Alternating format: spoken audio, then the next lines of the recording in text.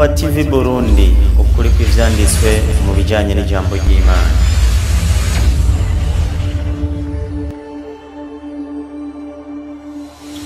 Ningemuomba Ustadh Abubakar inshallah aweze kutufungulia kwa maneno ya Allah subhanahu wa ta'ala.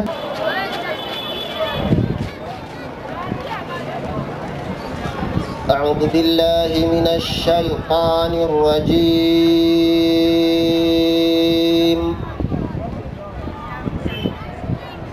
بسم الله الرحمن الرحيم.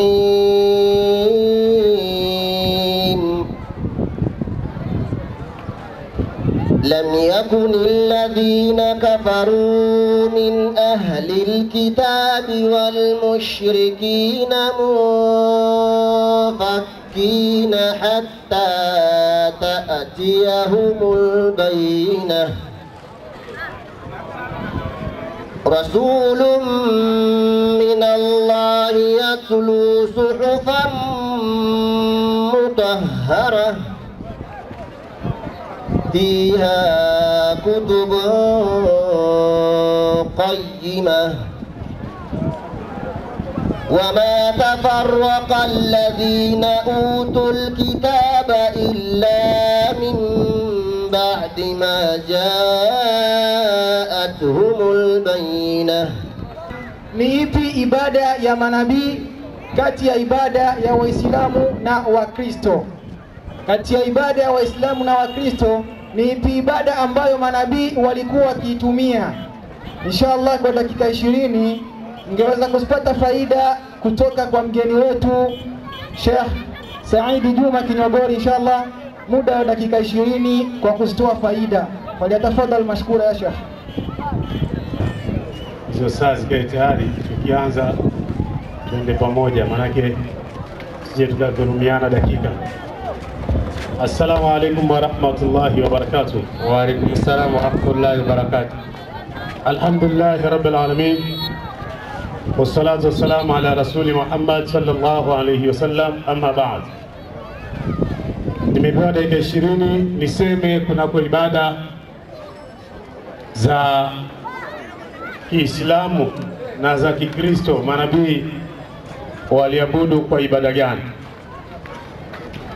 Ndugu zangu katika imani ya Kiislamu na wale ambao bado hawajapata neema ya kuamo katika Uislamu, nitaomba nisikilize kwa makini, kwa sababu sauti yangu pia inaelekea kukauka na najaribu kupambana nayo ili iende sawa sawa tuweze kumaliza hii mada. Katika dini yetu ya Kiislamu tunaamini manabii wote walikuwa Waislamu, na hata ibada walizofanya manabii wote ni ibada za Kiislamu. Dini yetu ya Kiislamu imejengwa kwa nguzo, na nguzo zenyewe ni 5. Bunya al-Islamu ala 5. Uislamu umejengwa kwa nguzo 5. Nguzo ya kwanza ya Kiislamu ni shahada, kwamba Mungu ni mmoja, hana mwenzake. Nguzo hii alhamdulillah mpaka sasa tunavyozungumza inaaminiwa na Waislamu peke yao duniani, lakini ni nguzo ambayo waliishi manabii. Soma Qurani 21:25, Mwenyezi Mungu anasema wama arsalna min qablika min rasul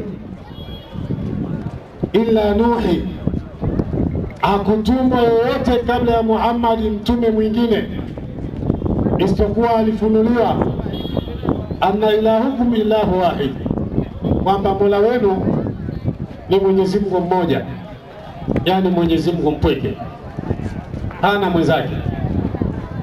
Kwa hivyo tayari nguzo ya kwanza ya Kiislamu kwa mujibu wa Qur'ani tunaambiwa ni nguzo ambayo walitangaza manabii wote wa kabla ya Muhammad.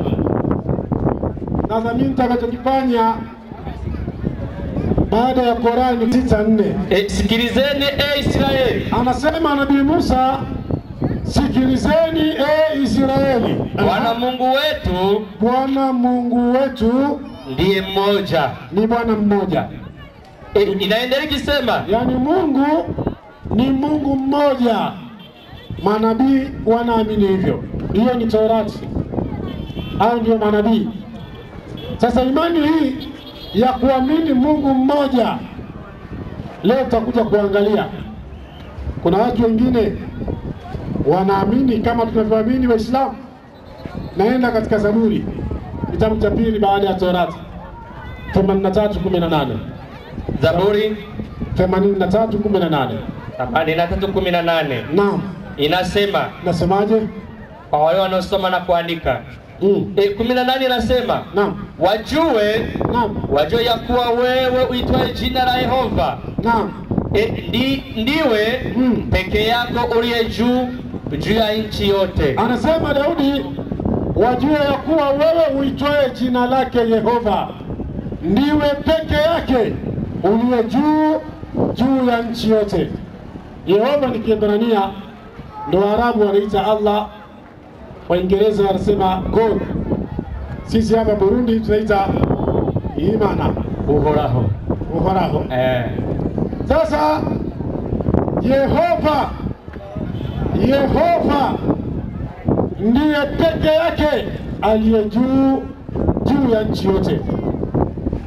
Taka tuone na kwa wenzetu pia wanakubaliana na haya kwamba Yehova ndiye Mungu mpweke asiyekuwa na mwenzake. Hii ni Zaburi kitabu cha pili. Tunaiacha Zaburi, tunakuja katika Injili kitabu cha 3. Bwana Yesu, tena hapa ukifika kwa Yesu inabidi utulize akili yako kidogo. Kwa sababu huyu Yesu, kuna baadhi ya watu wanamuitakidi kuwa yeye ni Mungu. Sasa mimi namuuliza Yesu wewe ambaye kuna baadhi ya watu wanaamini wewe ni Mungu, wewe unasemaje? Mungu ni wangapi? 12:29 Marko. 12:29 Marko inasema. Naam. Inasema Marimu. Ndio. Yesu akajibu. Ya kwanza ndiyo hii. Yesu aliulizwa kuhusu amri. Ya kwanza ni ipi katika amri zote? Yesu akasema amri ya kwanza ni hii. Ipi hiyo? Sikia Israeli. Bwana Mungu wetu ni Bwana mmoja. Basi hapa itoshi. Anaposema Yesu Bwana Mungu wetu, maana yake ni Mungu wa yeye Yesu, Mungu wa mwandishi aliyeuliza, na Mungu wa wana wa Israeli wanaopewa majawabu. Bwana Mungu wetu ni Bwana mmoja. Sasa kuna baadhi ya watu hapa watapata tabu. Hii ni nguzo ya kwanza ya Kiislamu na yenyewe ni ibada. Lakini watasema ndio Mungu mmoja, lakini katika nafsi tatu. Biblia ilishakataa hilo siku nyingi sana. Mwenyezi Mungu alishakataa hilo la kuwa ana nafsi zaidi ya nafsi yake moja. Isaya 45:23. 45:23 Isaya. Inasema Mwalimu. Naam. Kwa nafsi yangu. Mungu anasema kwa nafsi yangu nimeapa. Neno hili ndio limetoka kinywani mwangu katika haki. Huyo ni Mungu, inatosha. Anasema kwa nafsi yangu nimeapa. Maana yake Mungu ana nafsi hiyo moja. Sasa atakuja mtu mwingine anatuambia in the name of Father, Begotten Son, jina la Baba na la Mwana. Soma Ufunuo 22:9. Ufunuo 22:9 inasema Mwalimu. Naam. Naye akaniambia, angalia usifanye hivi. Anasema akaniambia, angalia usifanye hivi.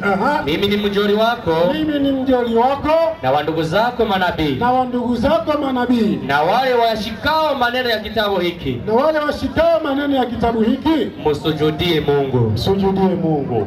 Kwa hivyo sisi Waislamu ibada zetu tunafanya kwa kusujudu, kwa sababu maandiko matakatifu, vitabu vyote yanataka wacha Mungu na manabii walikuwa wakisujudu.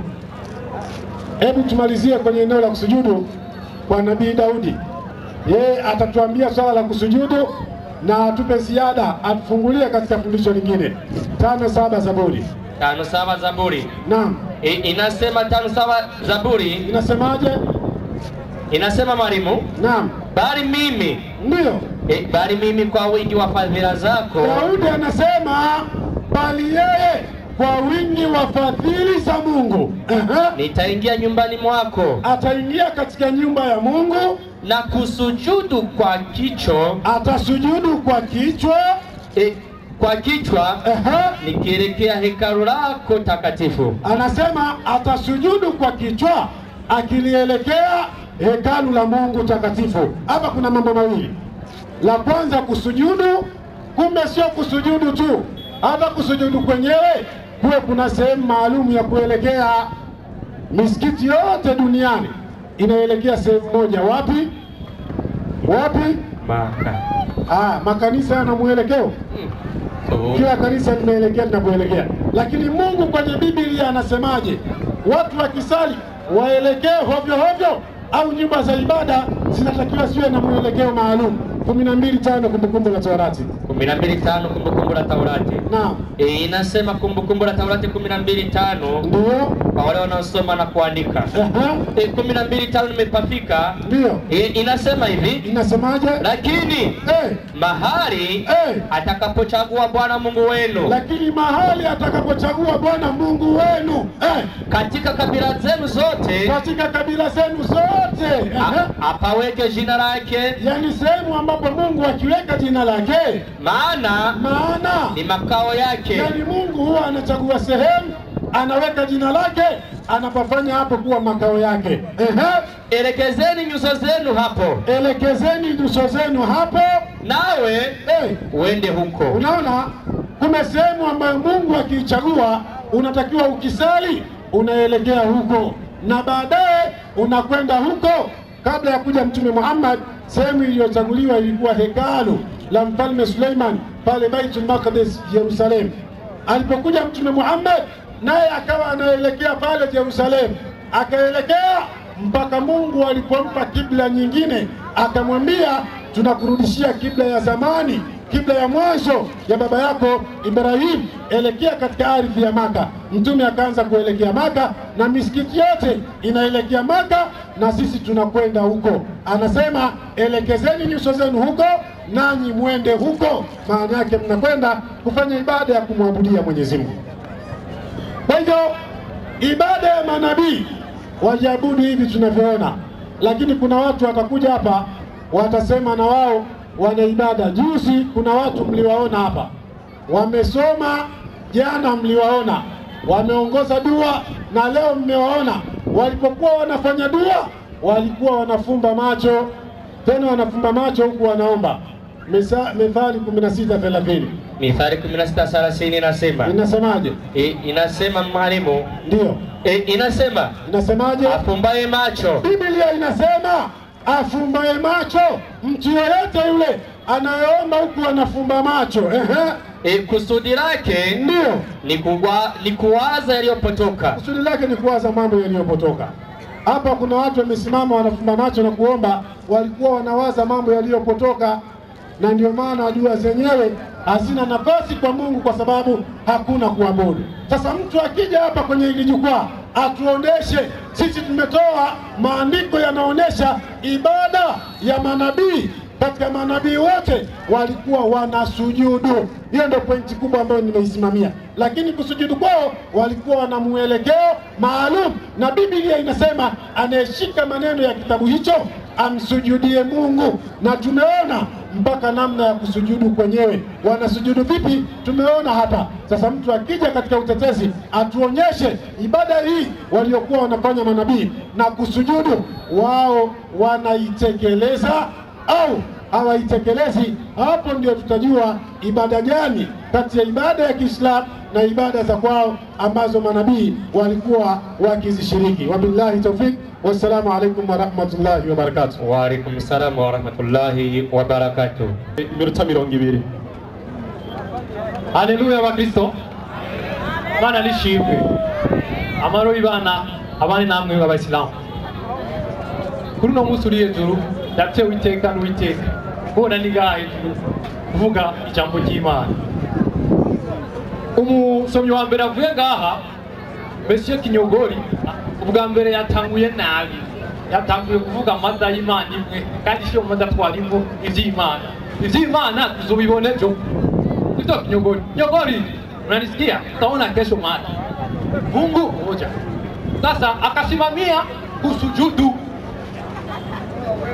Maana wake anasema kusujudu. Sisi Waislamu tunasujudu. Akatoa Mathayo 26:33. Akasema Yesu akasogea mbele kidogo akasujudu. Sasa hiyo kusujudu ndio ibada. Kinyogori. Ndio ibada. Sawa ndio ibada. Sawa Qur'an. Waangalia kama ndio ibada. Naimba ikisema. Nasemaje? Nipe. Na wachawi na wachawi wanapinduka wanasujudu. Aha, wachawi wanasujudu na nyinyi mnasujudu. Je, na wao wanakuwa wanaswali Mola? Wanakuwa wanaomba Mola? Wachawi wanao wanapiga Allahu Akbar wanasujudu. Hii ni shida kubwa. Kinyogori. Na wachawi wanasujudu. Qur'ani 22:18 nipe. Qur'ani 22:18 inaimba ikisema nipe majonjo. 22:18 ndio inaimba ikisema kitabu Qur'ani 22:18. Kitabu Qur'ani mkusanyiko wa uongo inaimba ikisema. Inasemaje? Jeje. Uoni kwamba vinamsujudia Mwenyezi Mungu ndio viliomo mbinguni na viliomo katika ardhi. Najua simama. Sasa najua linafanya na wewe. Allahu Akbar linasujudu. Ni hivi Islamu. Endelea. Najua na mwezi na nyota na milima na miti. Basi simama wanyama. Simama mtanaji. Je, mlikuwa kama wanaume ni wote mtu hapa mtuoneshe kisi ule mtu na sujudu. Mtuoneshe kisi ule mtu na sujudu. Ndio hivyo. Kisha kabe. Sisi Waislamu tuna sujudu. Kusujudu. Wanani wako wanafanya kusujudu? Daniel 3:7. Daniel 3:7 ya matangalia wanani walikuwa wanasujudu. Kinyogori. Na kuheshimu kama mzee. Nipe Daniel 3:7. Kusujudu ni watu wa zamani walikuwa wanamjana kwa kusujudu. Mwanamke kila mwanaume anapiga kusujudu. Salamu alaykum. Anamsalimia. Nipe maelezo. Nipe. Daniel 3:7 inaimba ikisema. Inasemaje? Kitabu Biblia kinaimba kikisema. Ikisemaje? Basi wakati huo watu wa kabila zote walisikia sauti ya panda na filimbi na kinubi na zeze na santuri na zomari na namna zote za ngoma. Watu wote na mataifa wakafanya nini? Na lugha wakaanguka wakiabudu ile sanamu. Wakaabudu sanamu na Nebukadneza aliyosimamisha. Wameabudu sanamu. Kusujudu sasa haimaanishi Muislamu. Tumwacha Kinyogori tuende ibada sasa sisi. Yaani sisi wa Kristo tunafanya ibada kama manabii walizofanya. Tunakwenda. Tunaanza. Je, sisi wa Kristo tunaitika kupigwa magoti? Je, wakale manabii walipiga magoti walikuwa kwenye ibada? Lipo Wafalme wa kwanza 8:54.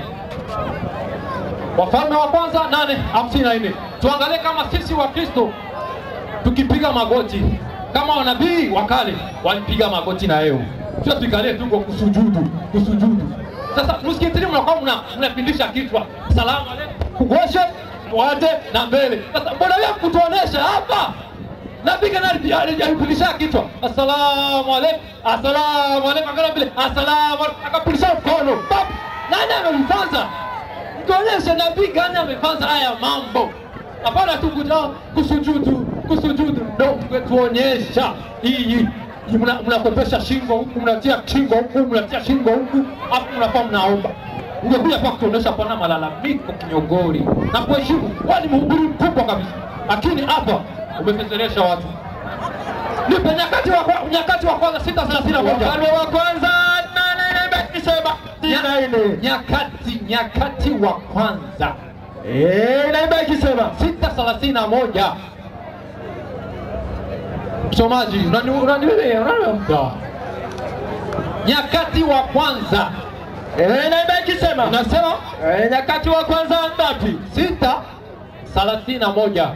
Naimba ikisema 6:31. Nasemaje? Na hawa ndio watu walioweka Daudi juu ya kazi ya kuimba katika nyumba ya Bwana. Sawa. Acha bwana. Sisi wa Kristo katika ibada zetu tunamtukuza Mungu. Tunaimba. Je, nyinyi Waislamu mnaimba? Tunaona hapa wani makaswida tu, matarabu. Hapana. Nyakati nakwambia wameimba. Na sisi wa Kristo katika ibada zetu tunaimba.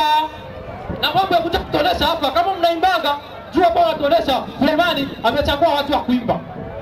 Na wewe Sulemani unamuitika. Tunaenda tena tuangalie Zaburi. Daudi wanamuitika hao Waislamu. Zaburi 151. Kitabu cha Zaburi 151 inaimba ikisema. Inasemaje? Inasema haleluya. Stop. Sisi kanisani tunasemaga hivi, haleluya, praise God. Na nyinyi mkafika kama mnasemaga haleluya, mnasikia salamu alaykum. Sisi tunaimba haleluya. Haleluya. Msifuni Mungu katika patakatifu pake. Mama, tumsifu Mungu katika patakatifu pake. Je, nyinyi Waislamu mnamsifu Mungu aje? Mnampigia tarabu? Makaswida. Tunamsifu Daudi, mnamuitika. Mnasema ni nabii wa Mungu ameimba haleluya, tumsifu Mungu. Sasa nyinyi mnamsifu nani? Shuka 6 hiyo. 6 inaimba ikisema. Kila mwenye pumzi. Simama. Kila mwenye pumzi. Mwenye kuna pumzi wanajua piko la pumzi mkono juu. Ufisi mhemo wesi ama wako juu. Muwakize kuangalia wenye wana pumzi. Kila mwenye pumzi. Ama nini? Na msifu Bwana. Haleluya. Wakitu. Haleluya. Kila mwenye pumzi na amsifu Mungu. Je, nyinyi hamna pumzi ya kumsifu Mungu? Kinyogori, hauna pumzi. Na kuna hema hapo. Mungu akikaa tunakufa. Sasa pumzi, kama una pumzi, muimbie Bwana. Nikla Kutoka 15:1. Tumwangalie Musa, tushamwona Daudi, wanamkubali. Tumwangalie sada Musa. Je, Musa wewe umeimba? Kutoka 15:1. Inaimba ikisema 15:1. Ndipo Musa wa Bwana wa Israeli wakaambiana, Bwana wimbo huyu. Musa wa Israeli na wana wa Israeli, Bwana wimbo huu nipe. Musa na wana wa Israeli wakamwimbia Bwana wimbo huyu. Acha. Musa na wana wa Israeli wakamwimbia Bwana wimbo huu. Musa ameimba. Waislamu mnaimba. Hamuimbi nyinyi, sisi tunaimba. Ibada zetu ndo za ukweli. Anasema tumpe wimbo. Tumpe wimbo. Utafuta nikupe. Sawa, tunaenda je? Yesu sasa tunamwangalia Yesu, kio kiangafu. Nipe Mathayo 26:3. Je, Yesu wewe umeimba? Tuangalie. Nipe. Mathayo 26:30. Inaimba ikisema. Ikisemaje? Ikisemaje? Nao walipokwisha kuimba. Walipokwisha kuimba, washamaliza imba.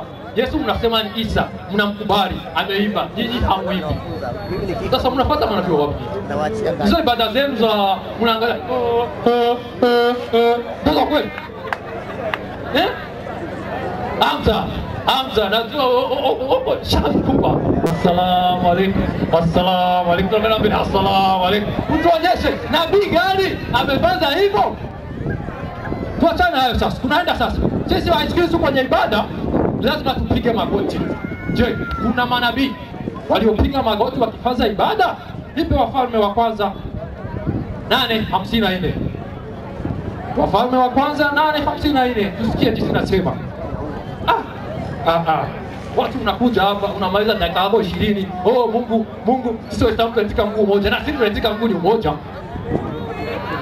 Tunaitika Mungu mmoja. Hiyo mada tutaikesho. Tutalamba watu hapo. Tutawalamba nipe Wafalme wa kwanza 8:54. Naiba ikisema 8:54 Wafalme wa kwanza. Nasemaje? Naiba ikisema ndio.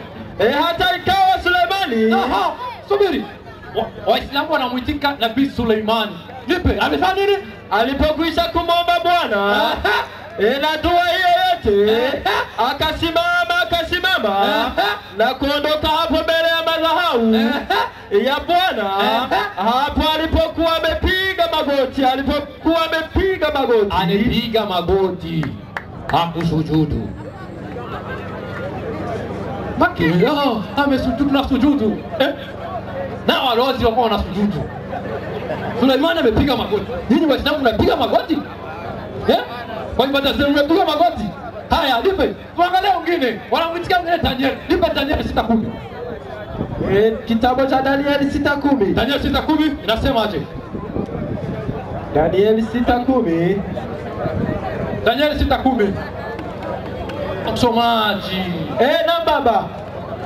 Kitabu cha Daniel 6:10 kinaimba kikisema hata Danieli ndio alipojua kwa kuwa yale ndio maandiko yamekwisha kutiwa sahihi, akaingia nyumbani mwake, na madirisha katika chumba chake yalikuwa yamefunguliwa kukabili Yerusalemu.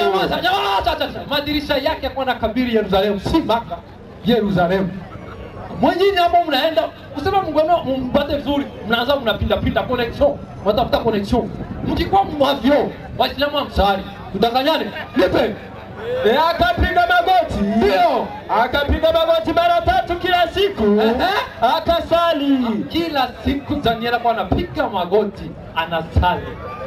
Je, nyinyi Waislamu mnapiga magoti, mnasali? Suleimani amepiga magoti. Daniel anapiga magoti. Tuangalie tena Nabii Yesu, kioo kiangavu kwa Wakristo. Je, Yesu tukuulize, wewe umepiga magoti? Yesu umepiga magoti? Luka 22:40-41. Nipe.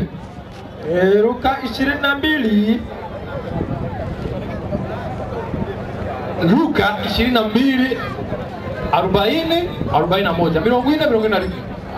Alipofika mahali pale aliwaambia, ombeni kwamba msingie majaribuni. Mwenyewe akajitenga nao kama kiasi cha kutupa jiwe. Ndio. Akapiga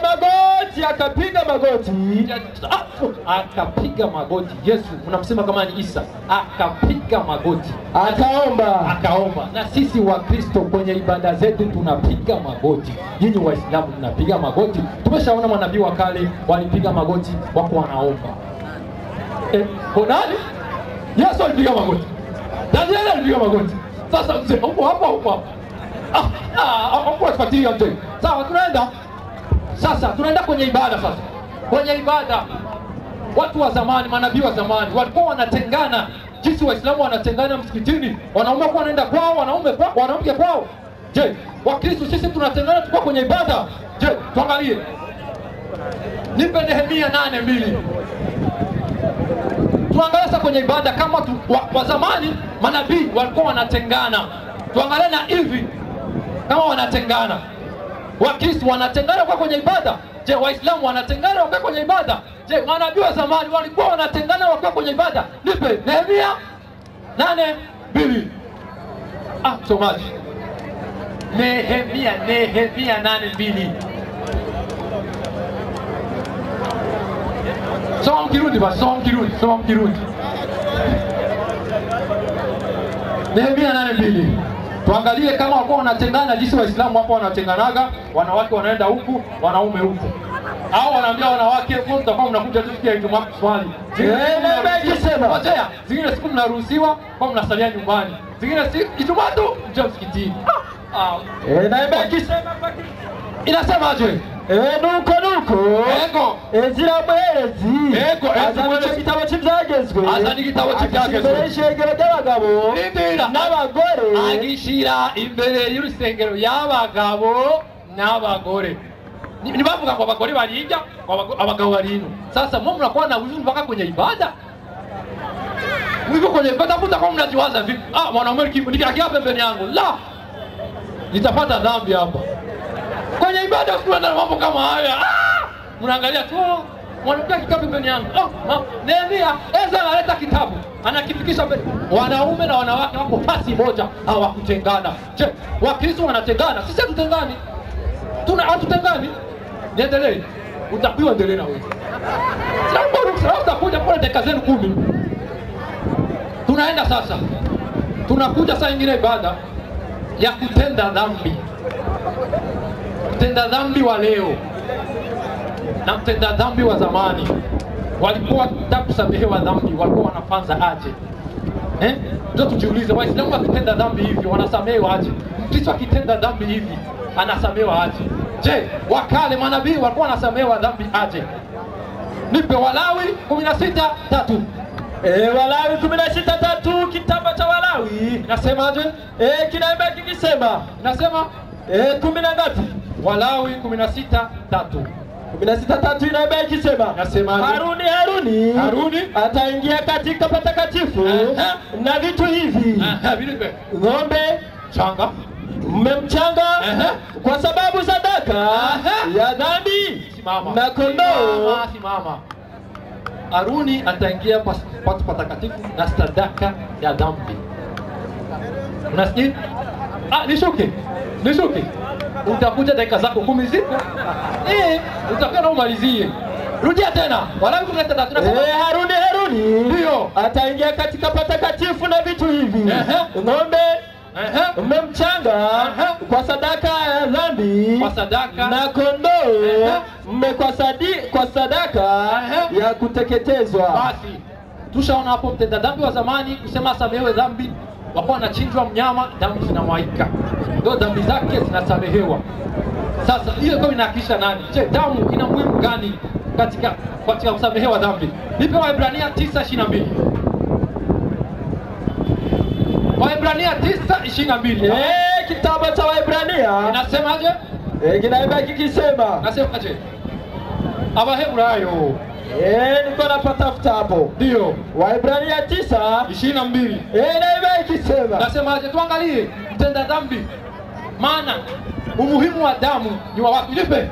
Na katika Torati ndio karibu vitu vyote husafishwa kwa damu na pasipo kumwanga damu, pasipo kumwaika damu hakuna ondoleo la dhambi. Pasipo mwagika damu hakuna ondoleo la dhambi. Ndio maana tunaona katika Walawi mnyama alikuwa anachinjwa juu ya ondoleo. Kristo tunayapanza. Nipe Mathayo 22:26-28. Mathayo. Wakristo wa hivi tukitenda dhambi tunasamehewa haji. Tushaona manabii wakananyi Waislamu kikuja hapa tuonyeshe kwa nini mpite. Kusamehewa dhambi kwenu unaendeka aje? 26 ngapi? 26, Mathayo 26:28. Ikisemaje? Nao walipokuwa wakila Yesu alitoa mkate akaubariki akaumega akawapa wanafunzi wake akasemaje? Twaeni mule, huo ndio mwili wangu. Yesu akasema mkate ndio mwili wake.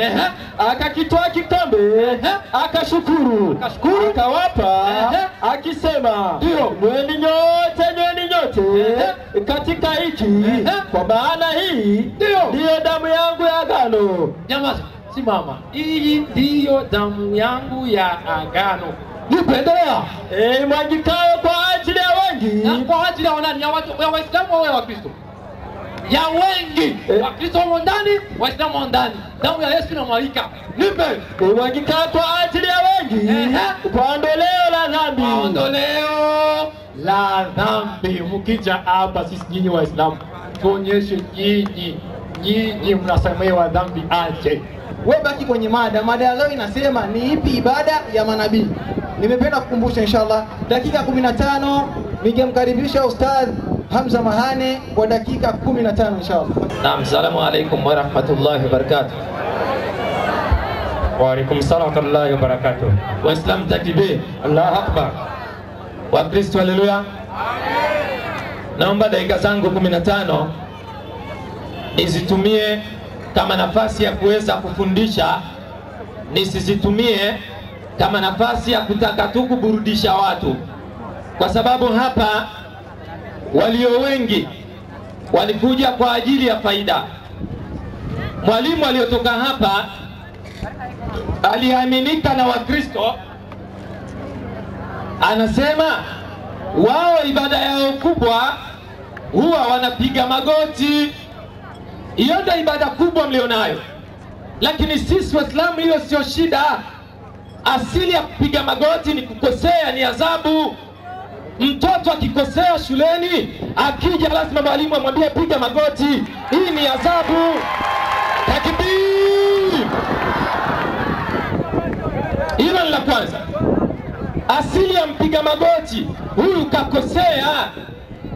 Hata ukienda serikalini, hukumu ikitolewa, jambo la kwanza lazima utanyenyekea, umekosea. Nyie ishara tayari inaonesha Ukristo ni watu waliokosea, lakini Waislamu ni watu waliopatia. Hilo la kwanza nimelifuta katika mazingira, na anatingisha kichwa anasema ni kweli. Naam. Alafu ibada ya pili inayofanyika kanisani, kanisa huwa mna msalaba, ile kwenu ni ibada, na hii asili ya msalaba ni kitu kibaya.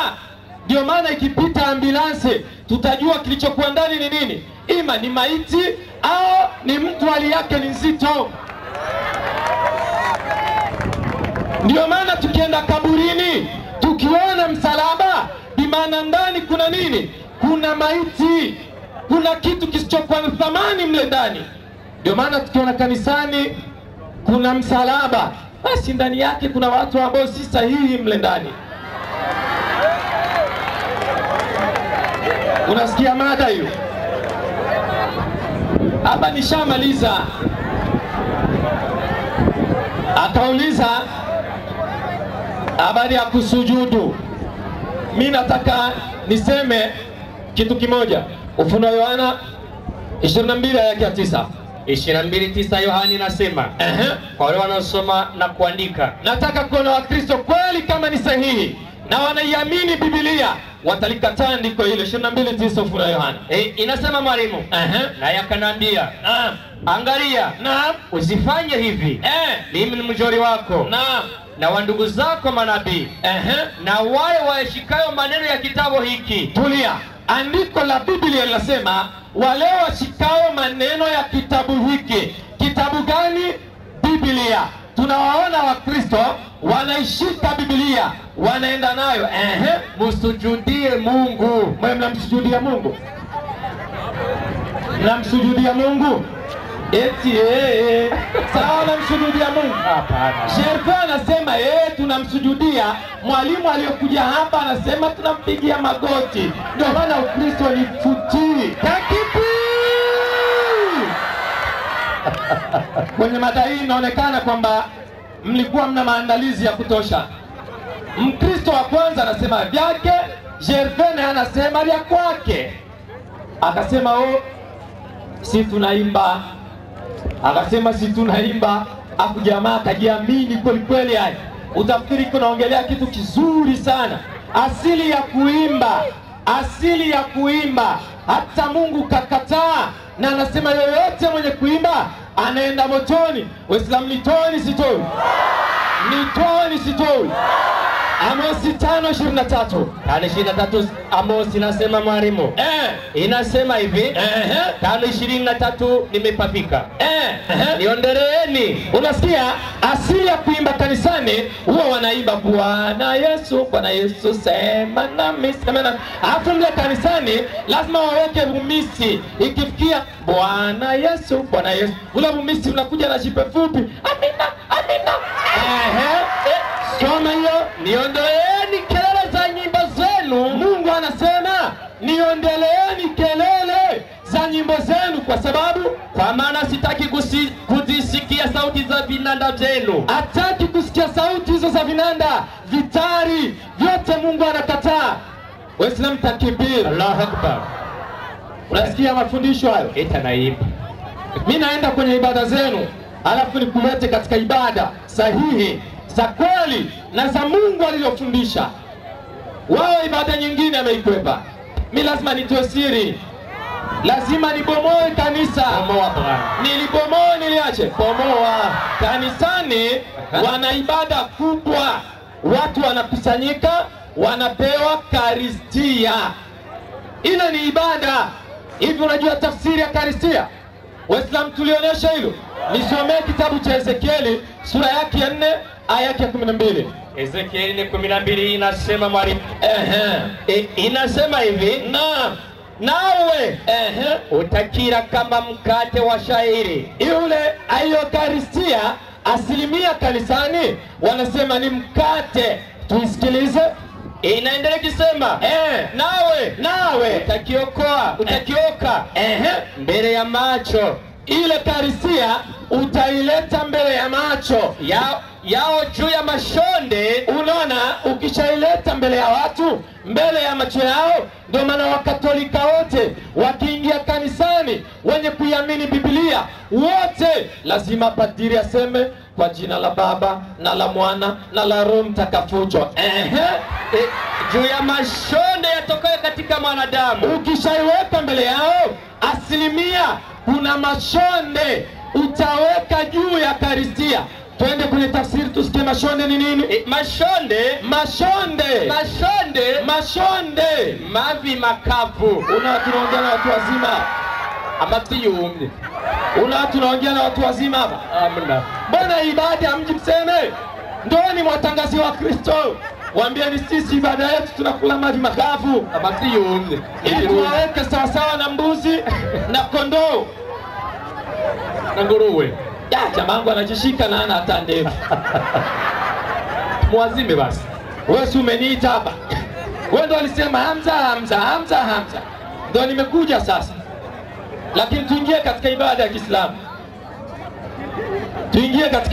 ibada ya Kiislamu. Sisi katika ibada kubwa tulizokuwa nazo, anapokufa Muislamu, hii ni ibada. Lazima avikwe, astirike, avae sanda. Hii ni moja katika ibada tulizokuwa nazo. Soma kitabu cha Marko sura 15 aya yake ya 46. Marko 15:46 inasema. 15:46 inasema. Inasema hivi, naye akanunua sanda ya kitani. Hii ni sanda, akanunua sanda ya kitani. Wenye kuvikwa sanda wa Kristo Waislamu. Ukija hapa utuambie koti na karbanti na madineti mlivitoa kwa mtume gani? Na bukare na parfum na sanduku kina hapo. Ndio tunataka maliza hiyo. Inaenda ikisema naye akanunua sanda ya kitani, akamteremsha, akamfungia ile sanda. Unaona, maiti inachukuliwa, inavikwa sanda, maiti inateremshwa katika kaburi.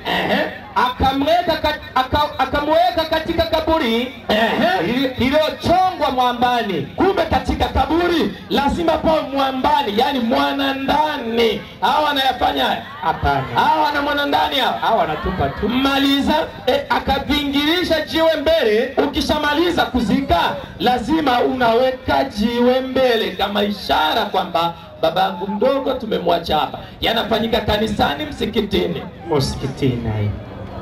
Hapa lazima wabadilisha atakayekuja hapo. Washamwambia umetuharibia sasa. Yabukurisha Kristo. Hiyo ni imani tuliyokuwa nayo. Nisome kitabu cha Luka sura ya 7 yake ya 14, nimuoneshe nyingine ibada ambayo sisi tunaifanya. Luka 7:14.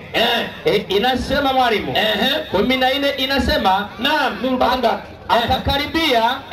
akakaribia akaligusa jeneza. Unamwona Yesu alivyofika akaligusa jeneza. Jeneza linapatikana msikitini, kanisani, msikitini.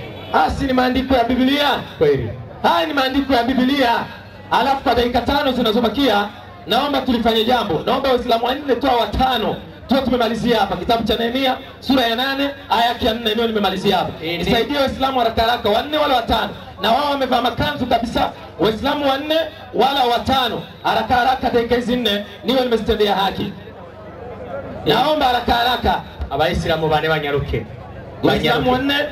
Almasinjo twende haraka haraka. Njoo twende haraka haraka. Tupande juu kabisa kwenye jukwaa. Twende kwenye jukwaa Nuru. Haraka haraka Almasi. Soma hiyo. Inasema wakafanya shauri wote pamoja. Almasi ndo anaipeleka ibada hii ili tuone. Jamaa ameuliza eti mnatoaga salamu. Assalamu alaykum. Biblia wewe ipo. Bora sana sisi tunabahatisha. Almasi simama kama imamu hapa. Soma hiyo. Hawa imamu huyo soma. Hao nani ine? Sawa 8:4 soma nini? Inasema hivi. Naye Ezra kuhani akasimama juu ya mimbari. Unamwona kuhani na kofia yake. Kanisani watu kaipata hii kofia ya bei. Akasimama juu ya mimbari. Mimbari inapatikana ni msikitini. Kule kuna ni meskalie juu ya mti waliokuwa wameifanya kwa kusudi hilo. Na karibu naye wakasimama Matia na Shema na Anania. Pole Musa na baba. Karibu naye huyu ndo Ezra, karibu naye amesimama. Wakasimama wa kwanza Matia simama, na Shema simama, na Anaya na Uria na Hilikia na Maesea mkono wake wa kuume na mkono wake wa kushoto mkono wake wa kushoto pako Pedaya anakuja na Misbaeli anakuja na Malikia anakuja na Hashumu na Shabani na Zakaria na Meshuharumu. Ezra akakifunua kitabu machoni pa watu wote. Maana akasema alikuwa juu ya watu wote. Na hapo alipokifunua hapo watu wote walisimama. Allahu Akbar, ashhadu an la ilaha illa ashhadu anna Muhammadar Rasulullah, hayya ala salah, hayya ala falah, taqamat salat, Allahu Akbar, la ilaha illa Allah. Tutulie, endelea. Inasema Ezra akamhimidi Bwana. Himidi Almasi hapo. Allahu Akbar. Endelea. Mungu mkubwa. Mungu mkubwa. Na wote wakaitika. Tulia. Ikasoma baada ya kuitika, alhamdulillahi rabbil alamin. Iyyaka na'budu wa iyyaka nasta'in. Ihdinas siratal mustaqim. Siratal ladhina an'amta alayhim, ghayril maghdubi alayhim waladdallin. Watu wote wakasema amin. Maliza pamoja na kuinua mikono yao. Kisha tulia, tukainua mikono, kisha wakainama vichwa vyao. Allahu Akbar. Tena wakamsujudia Mungu Bwana. Allahu Akbar. Kifudifudi. Wanaofanya ibada hii kanisani, msikitini Bwana. Njoo uliza lingine nikukaange vizuri. Waislamu raha sio raha. Almasi inatosha. Haya ndio mafundisho haya kabisa. Haya ndio mafundisho kweli. Hivi kwa haya tunayoyafundisha kuna sababu ya mtu kuacha Uislamu na kuwa Mkristo? Hamna kabisa. Kuna sababu ya mtu kuacha Uislamu na kuwa Mkristo? Hamna. Kwa sababu waliolala katika Ukristo walifanya nini? Sisi ndio imani sahihi. Hii ndio imani ya kweli. Acheni kuwadanganya Wakristo eti Waislamu hatuna ibada. Hii ndio imani ya kweli. Hii ndio imani ya Mungu. Haya ndio mafundisho. mafundisho ya kweli. Nisome dakika moja inayobakia, nisome kitabu cha Zaburi 95 mstari wa 6, nimsaidie hapo. 95 aya yake ya 6. Aya yake ya 6 inasema, maana amekazia habari oza kupiga magoti. Inasema njoni tuabudu tusujudu. Tulia, asili Biblia inasema njooni tuabudu tusujudu. Katika kusujudu ni kuweka kichwa chini. Baada ya kusujudu kuna nini? Inaenda ikisema na sisi tupige magoti. Kumbe baada sisi tukiamua kusujudu tunafanya nini? Tunapiga magoti. Atayatu hiyo inaenda ikisema mwalimu, mbele za Bwana aliyetuumba, mbele za Bwana aliyetuumba unapiga atayatu. Hii ni ibada. Lakini habari sijui mnasujudu, si hatuna shida, hata mpige magoti eti mnamwabudu Mungu. Hata migurumiko alikuwa ni Mungu na watu walikuwa wanamwabudu. Si hatoni ajabu. Yawezekana nyinyi mnaabudu migurumiko. Waislamu, kwa haya niliyoyafundisha ujumbe umefika hujafika? Umefika. Aya, salamu alaykum. Wa alaykum assalam wa rahmatullahi wa barakatuh. Waislamu takbir. Allahu akbar. Sikia mafundisho haya, ndo mafundisho wa Kristo. Haleluya. Haleluya. Ulimwengu mzima wako sahaya na Kristo. Hivi wale maifu waitikia haleluya. Si maajabu haya. Jamani. Haya, dakika 15 upande wa Kiislamu zimetimia inshallah. Ningemkaribisha mwenyekiti mwenza aje kumkaribisha mwalimu kwa dakika 15. Haleluya. Haleluya Wakristo. Wakristo kunjani ngumi hivi. Kohoa kidogo. Haleluya. Baka zako 15 ustazi wala mahabibu. Tuweke sawa.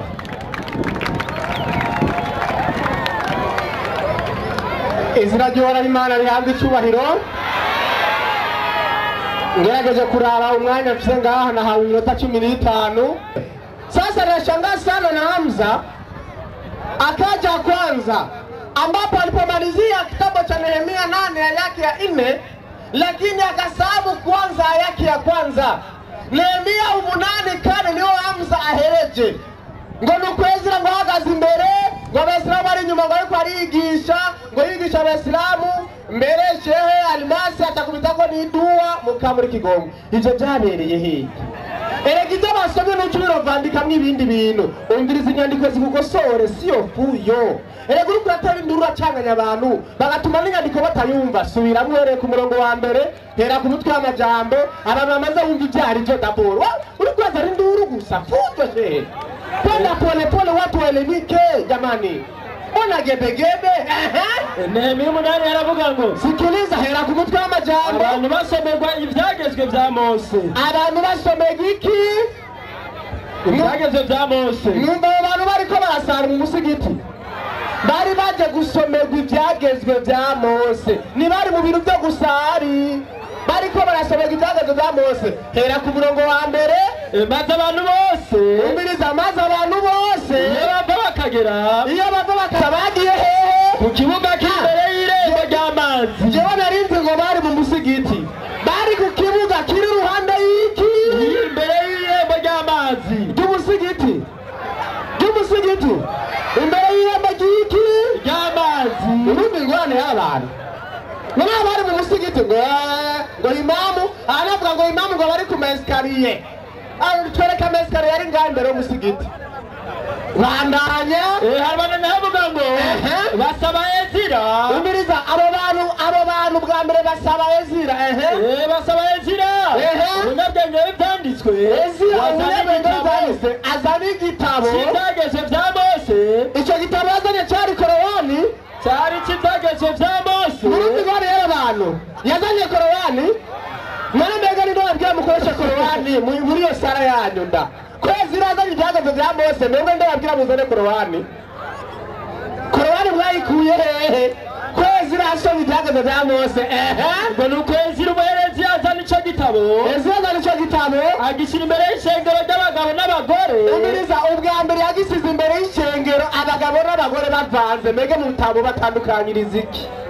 Ndabwira abagore baje hari inyuma muri Kamukwebe mwugaye hariya mwasize urubambazi hagati hari ahantu byavuye ndabereka ahantu byavuye bagore mwe mutekereze nitaonesha bijya bintu hari ahantu byavuye nitaonesha imetoka wapi hayo urumva bandanya bagishyira imbere y'ishengero ry'abagabo n'abagore n'abandi bose bafise ubwenge bwo kumva hari ku munsi wa mbere w'ukwezi kw'indwi ubwa mbere ivyo bintu byakozwe rimwe gusa ku munsi wa mbere w'ukwezi kw'indwi mbega mwebwe mubikora ku munsi wa mbere w'ukwezi kw'indwi aguma avuga ngo enderere gaho ngera hose nuguma wemera ziragisoma aguma avuga ngo enderere umva aracyabisa makenga enderere mpaka wapi sasa abantu bamaze kumara kuja mwasubye amanyanga hapa nakosonga bara nukuna karizo mwanya umbiriza byavuye hivyo niko bari kibafata abagore bakabashira muri KBS abagabo nabo bakazi n'imbere byavuye he Al-Khalulu wa Marijana kuri page yaho somera ngaho kuri page y'ijana na 146 hadisi amajana 252 ni Pema Njonjo kisema sikiliza sasa mimi sina debe nina maandiko sikiliza nasema nini Hamza hadisi ya Saili bin Sada uri kuri urisomesha WhatsApp akakuwa uri wazumvise hadisi ya Saili bin Sada uri gituma abagore barabika hari inyuma amesema nako byavuye ku Mana ariko nidiriza ahongizo byavuye wanamume umbiriza ngo abagabo walikuwa wanasali pamoja na mtume ubwa mbere kwanza ngo abagabo bariko barasali bari kumwe na Muhammadi na shuka zao wamezifunga shingoni kwanza ngo abagabo bari bambaye ishuka sigusa uba rindira bari bambaye amashuka urumva ntabwo bari bambaye impuzu nta nubwo ari amakanzu ariko ngo ari amashuka bayasize na shuka zao wamezifunga shingoni mwao ngo amashuka yabo bari bayambaye mu izosi zabo kama wanavyofanya watoto nakujya bambika abana murumuna abagangere bari bambaye murabona akana gato barakora akantu k'imbebe bakambitse mu izosi gusa bisigura ngo hari abari waziwazi murabyumva gatoya abo bagabo bari kwasogera Muhammadi ngo nta niko bari bambaye ikanzu nta n'ipantaro bari bambaye nyerende akivyumva ingere yashavuye nta n'ipantaro bari bambaye amashuka gusa kandi izo shuka surubega bazishuka bazifunze izosi nakujya bambika abana umwana wawe yambara urubega cyangwa yambara umubindo umwana wawe uramubega cyangwa uramubinda mu Kirundi umwana wawe uramubega cyangwa uramubinda cyangwa urabyara bandanya wanawake waliambiwa twarazaye turabapapa umbiriza na wanawake umbiriza ubwambere na wanawake waliambiwa ndira bariko barasenga Muhammadi n'abagabo n'abagore bavanze ino munsi mega burabavangwa ninde yababwiye bobo bari bavanze Muhammad arimwo n'abagabo barimwo bambaye urubega gurani bambaye amashuka ku aha mu mizosi yari ariko akundi n'abagore bari bavanze muri iryo sengesho barimwo mega mubavangura nkande bandanya na wanawake waliambiwa musinuwe vichwa vyenu umbiriza hagira umuntu afasha gatoya umbiriza hagira umuntu afasha munjo hagira umuntu anyaruka aduge nga duga nga urumva agire nuko na mukobwa hari umukobwa yoba ati unama kwa kundi bagira unama kwa kundi umukobwa na unama ngaho inyuma wahanyira unama ngaho urumva bari bameze rimwe gatoya bari bameze kunyere murabibona bari bameze uko kandi rero mwibuke ko umugabo abagabo bari bambaye ishuka mu izosi gusa inyuma nta byari biriyo rindira shema ntabwo nshaka induru sinshaka induru mutekereze nshaka induru sindaheza urumva bari bameze uko umbiriza rero bameze uko bacayibandanya gute wanawake waliambiwa abagore batora babwira musinuwe vichwa vyenu atungiriza rero mwa abagore mwe turazi ko mukubagana mwebwe gumayo nimwinabura amaso kugira ngo nimubone mpaka wanamume ngo gushika igihe abagabo wakae vizuri bamanza kuvayo hama batunganye kagashuka nibicara neza bakareka guhena muce muvayo kumba uelewe Kiswahili musinuwe vichwa vyenu mpaka wanaume waikae vizuri ni kuvuga bari bahenye bakababwira ati nimuveyo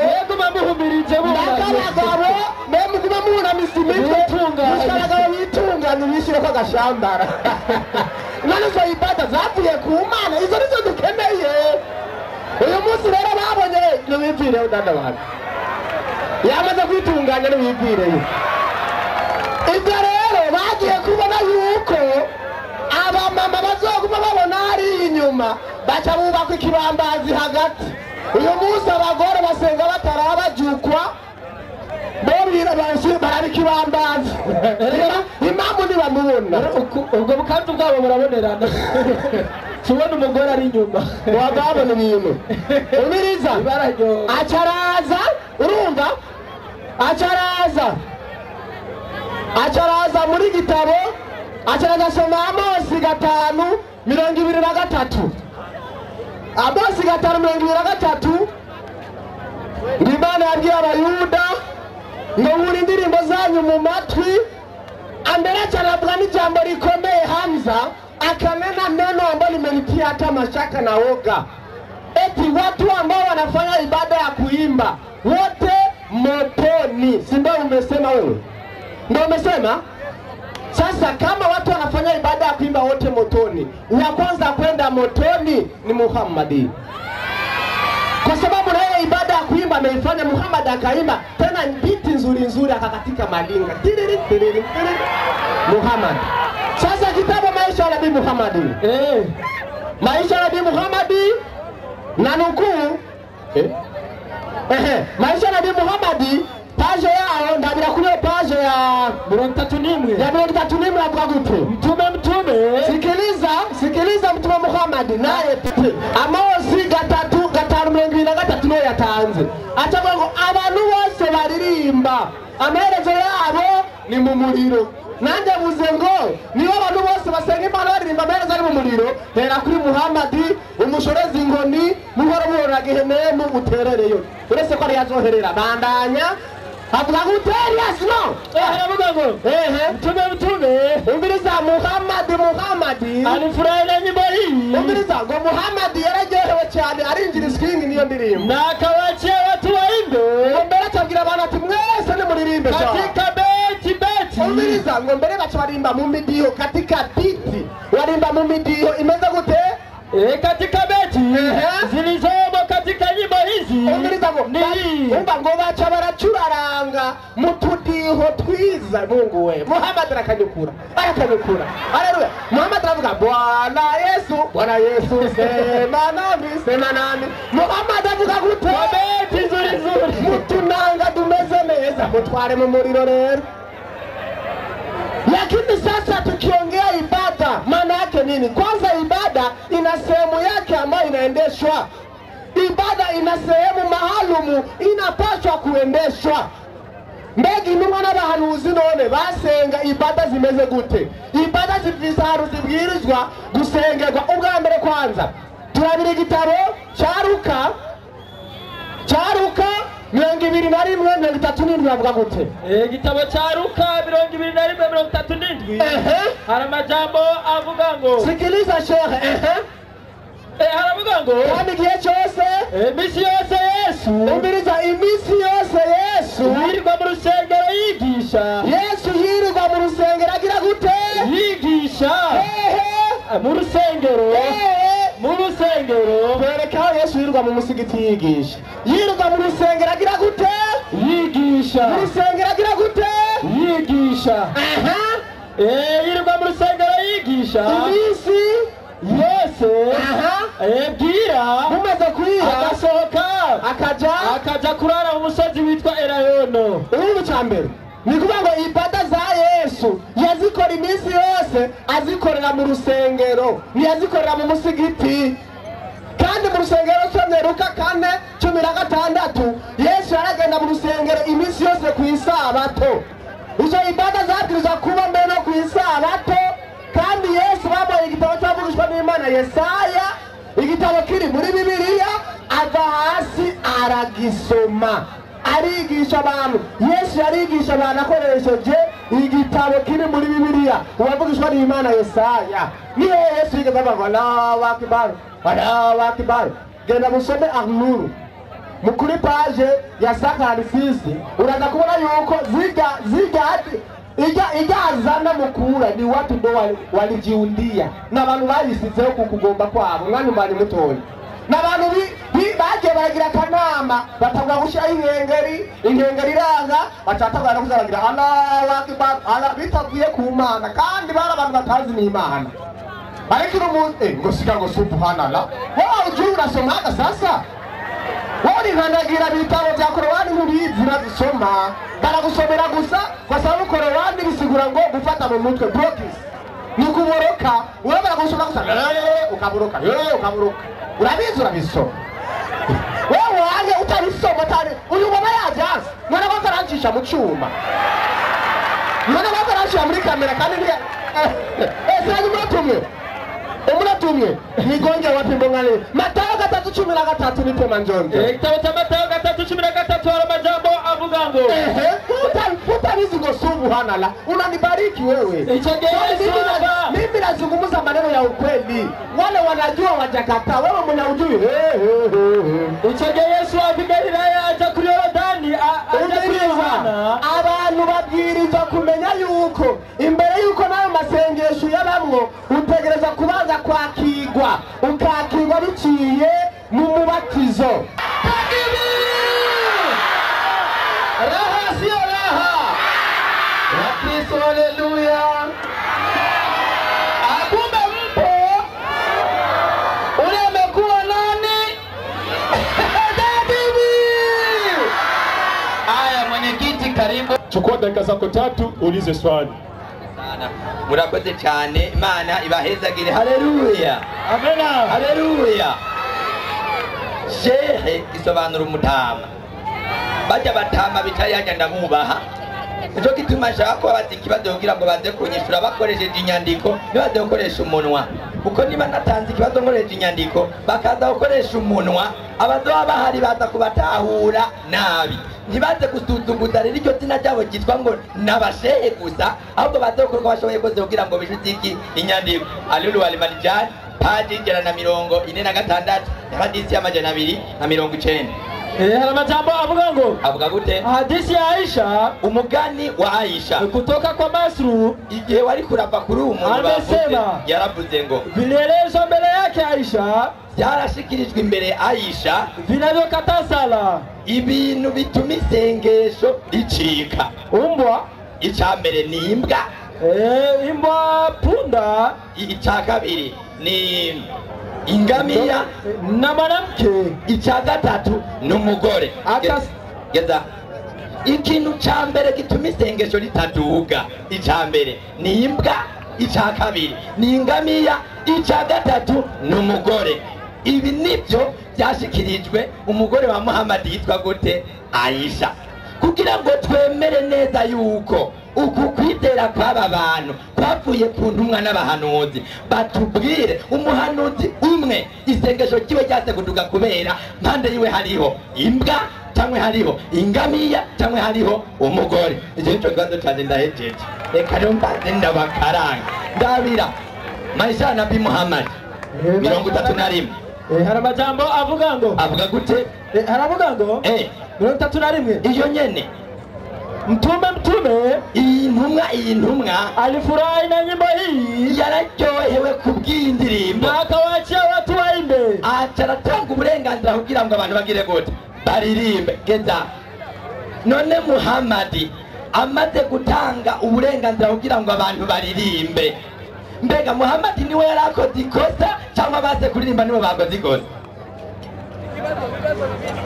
ikibazo naje ukibaza shaka abantu b'ishure hagati ya Muhammad yatanze avuga ati nimuririmbe hama aba batama bagasabwira abantu ngo nimuririmbe hagati ya Muhammad n'aba batama ninde yakoze ikosa abo batama none aba batama bazabesha baba mama ngo isengesho cyabo ntirizokumvuga kubera hariho ngwimbwa ngwingamiya baraza kutwereka iyi ntumwa niho tuza kwemera neza mu by'ukuri yuko iki kintu bizera cyangwa gusenga kwabo basenga nk'intumwa n'abahanuzi baraza kutwereka umwanya umwe mwanya waheze mwalimu murakoze cyane Imana bahezagira amen Aya, inshallah Waislamu wala msiwe na wasiwasi. Anauliza swali lake, anasema kuna mbwa, kuna ngamia, kuna mwanamke. Vipi hii itakuwa sababu ya swala kutokukubaliwa kule. Haelewi, na lazima mwanafunzi kama mwanafunzi akija kuuliza ni lazima walimu wafanye nini? Wamfundishe, au sivyo? Si ndio hivyo Islamu Basi kwa kuwa ni mwanafunzi, acha aje aeleweshwe sasa, afundishwe na ukubali kufundishwa. Idrisa Nimbona njoo. Takbir. We umeuliza kwa Kirundi, acha nikuletee, maana leo naona Kinyogoli sauti yake, tumfanyie dua inshallah. Naam, assalamu alaikum wa rahmatullahi wa barakatuh. Wa alaikum assalam wa rahmatullahi wa barakatuh. Waislam takbir. Allahu akbar. Takbir. Allahu akbar. Nukuri cyagira manzenda myishure. Arabakije ati imbwa, ingamiya n'umugore ngo bituma byiciki isengesho, si sawa? Yego. Byiciki isengesho. Uziritoba cyico kibazo. Abakristo bose kuvisi yakaremwa.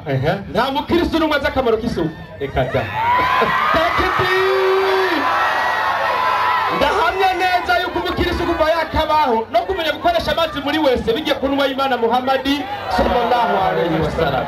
Ushaka kubimenya uzoje mwibese z'abakristo n'uzobimenya. Twebwe muri Islamu turazi ibintu bishobora gukura isuku ku muntu, tukamenya n'ibishobora kwikisengesho cy'umuntu. Imbwa nta suku igira.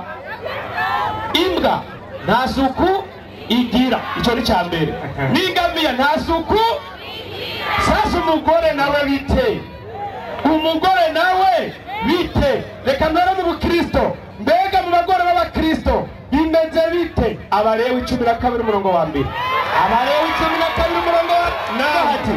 Haravuga marimu wiki uhora habariya Mose. Uhora habariya Mose ati bari wa Isirayeli, mubwira abisirayeli utumugore Saminda, umugore ari Saminda akabyara umwana w'umuhungu, azamara iminsi 7 amazene ahumanye. None wajyo kwakirwa ahumanye. Ekada. Waislamu takbir. Allahu akbar. Umuntu ahumanye isengesho kiba cyo kwakirwa. Ekada. Dore cyukuri. Ekada. Komeza. Arabana nyabwa hati.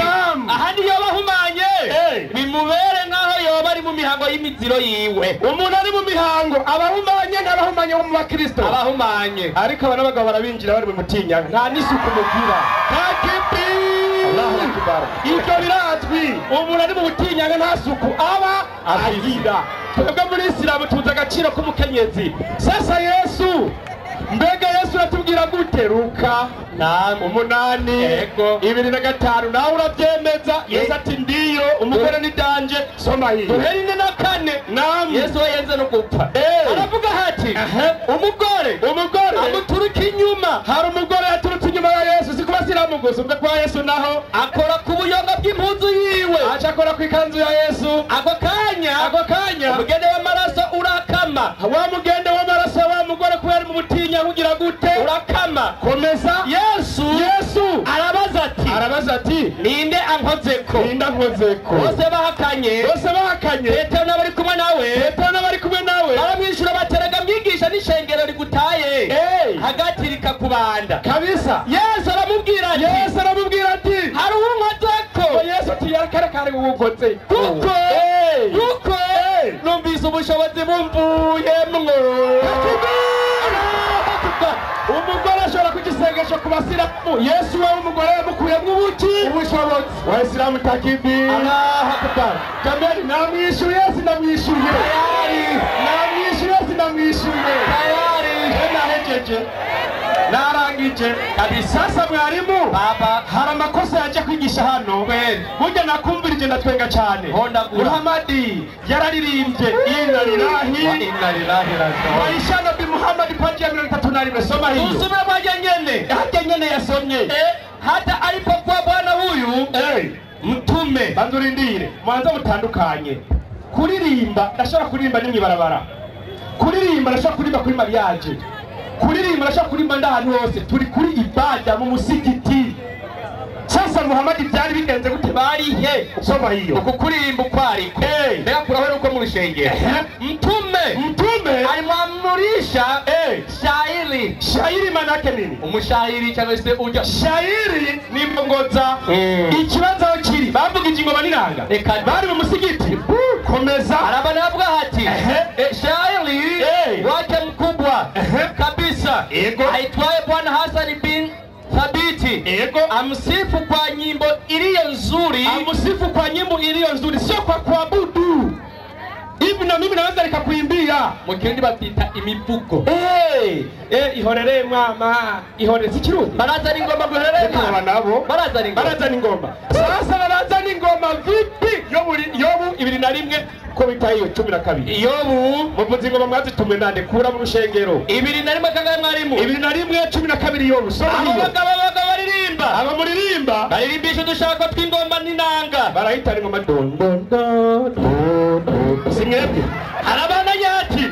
Bakanezererwa n'ijwi ry'umwironge. Mugatangura kunezezwa rero amatwi kadukobwa twambaye mpene bahonoke mushira imbere yayo. Unamwicara muri Afrika y'Epfo. Iyo bunamye gutya kubara batambara neza ucibona muri Afrika y'Epfo bimwe yagira haje. Arabana yega muri hati. Bandanya. Imisi yabo. Urya yunamye twari muri Afrika y'Epfo. Imisi yanyu. Baroraniwe. Muroraniwe. Maze bakamanuka. Ikuzimu banihutse. Kumba ngo bakikuzimu bagize gute? Banihutse. N'indirimbo zabo ni iki? Arabana bwati. Yamara. Ego. Yamara abo batari harabana hati nibo babwiye Imana ngo tuve iruhande. Yamari. Nibo babari Imana bati. Tuve iruhande wa Mana we. Ubukwere hari Imana ukwemera zigenyagara mu kuzo amashengeri wayo. Ubwo tutagomba kumenya inzira zawe. Banzo urindire wohebo ugira ngo ni muri boîte bari. Kujya no gusenga. Uno musi ibada abayisilamu bakora niyo ibada zonyene zemewe n'uhora Imana rugira byose. Aca aravuga ngo abahungu n'abakobwa ngo baravangana mu gusenga. Mbega Yesu bigishije gute? Mateyo 5:25 baza usome na Bibiliya. 5:23 bwati. Avuga ngo iki? Mwarumvise ko byavuzwe ngo ntugasambane. Yesu yarabigishije mu marumvise ko byavuzwe ngo ntugasambane. Ariko cyane ndababwira yuko umuntu wese araba umugore akamwifuza bamaze gusambana nawe. Umuntu ngo araba umugore akamwifuza bamaze gusambana nawe mu mutima. Ndindira nibariza akabazo. Abakristo bamenye kwambara za jipo zigeraha. Bicarana n'abahungu. Tumbwira umukobwa yicaye aha n'umuhungu akicara ngaho umuhungu akaraba gutya arasenga. Kumba basenga basambana.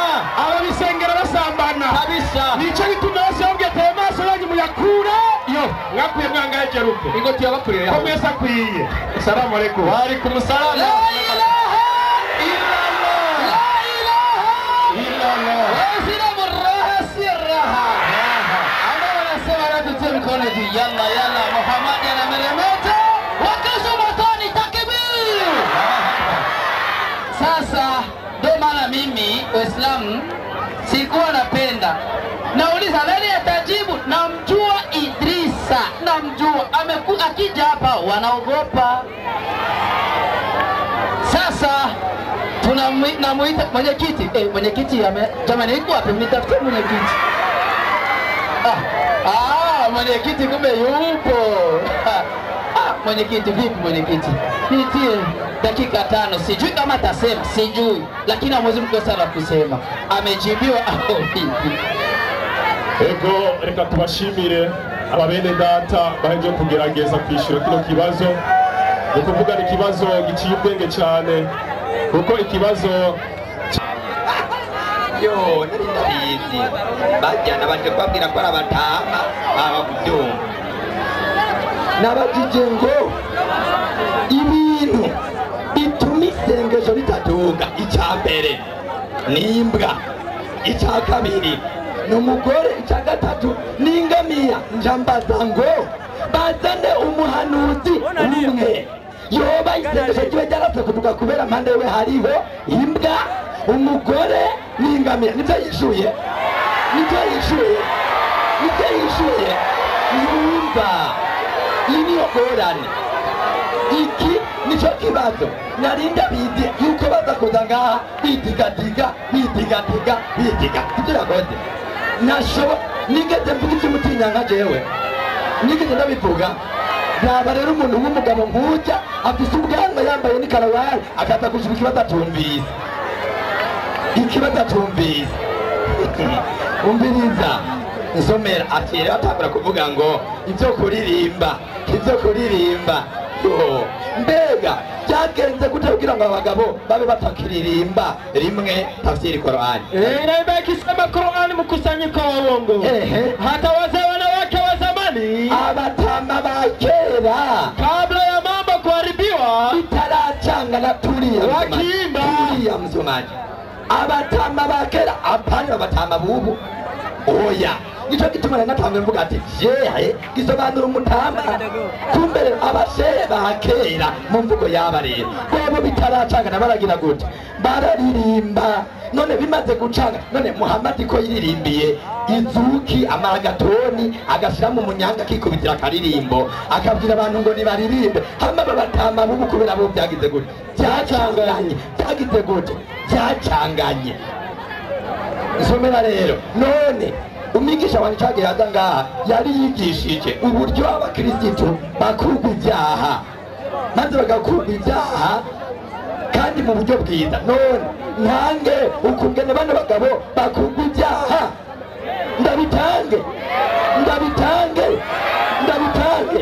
ndabira mukweri mwa mbere tuzi wa gatatu na tuzi wa kane paji ya 74 hadisi ya 124 kuko baze kubivuga kandi babibajijwe reka ndababwira naimba ikisema sema homa inyongo munyumvirize neza inyongo ni bahati ya kila Muislamu numugisha ku Mwisilamu turiya nuvuga ngo inyongo ubu dusigaye tuyitwa malaria kera yitwa inyongo mu yandi majambo novuga ngo imalariya numugisha ku Mwisilamu bandanya na homa ya siku moja ati rero inyongo y'umunsi umwe inafuta madhambi ati shobora guhanagura ibyaha ya mwaka mmoja manzureke nukuvuga Abisilamu aba uburyo bahanagurwa ibyaha impaka bagware batagwaye inyongo naho nyene ibe malaria y'inyongo ibyaha nibihera icyo ni gitabo shira hejuru ico gitabo shira hejuru ngikijya mutagwaye inyongo ibyaha nibihera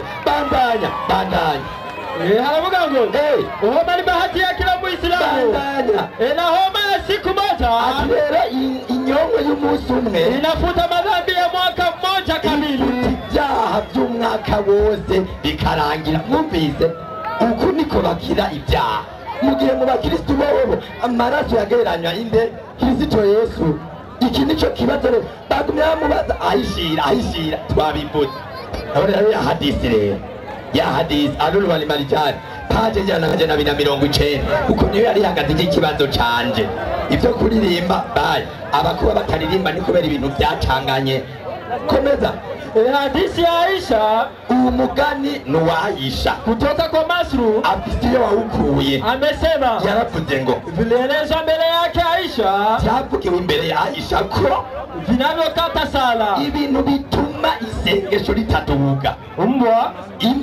punda na mwanamke ati ingamiya n'umugore manzura kigatoya rero aba bayisilamu ni bafise abagore barafise abagore b'abayisilamu barabafise uwamushoye yaje ngaha yavuze ko bafise iki ibihumane two yavuze ntihari ngaha ntibararana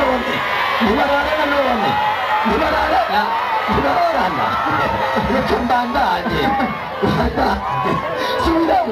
haravuga ngo hadisi ya Aisha kutoka kwa Masru amesema vielezo mbele yake Aisha byavuga imbere yaje kata sala ibintu bitagenda imbwa ipunda na mwanamke aho nabyo batinya nk'abavuze nta butinya nk'abavuze mugabo rero niba isengesho ry'umugabo rishobora kwicwa n'iry'umugore bitazumvikana ko iry'umugabo iry'umugore naryo ryicwa nande n'umugabo byumvikana rero ngo aba nta sengesho bafise haya murakoze Imana ibahezagire mu izina rya Yesu ikibazo ciwe iminota 3 haya mwenyekiti usio na wasiwasi majibu Waislamu wameyasikia na yale ambayo amefanya Samalaizi tumesikia.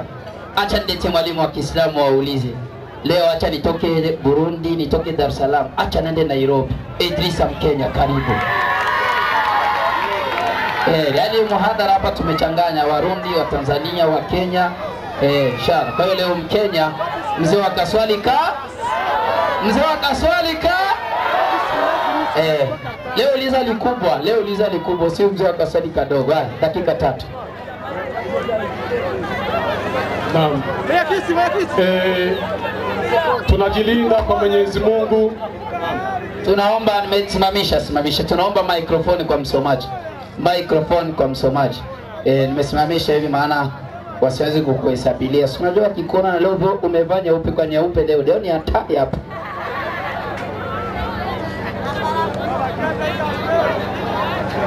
Naam, sisi Waislamu tunajilinda kwa Mwenyezi Mungu, atuepusha na mashetani aliyolaaniwa.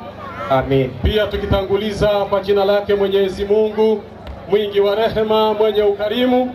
Ziada rehema na amani za Mwenyezi Mungu ziwaendee mitume na manabii wote wa Mwenyezi Mungu na waumini wanaoshikamana na mafundisho hayo mpaka siku ya mwisho.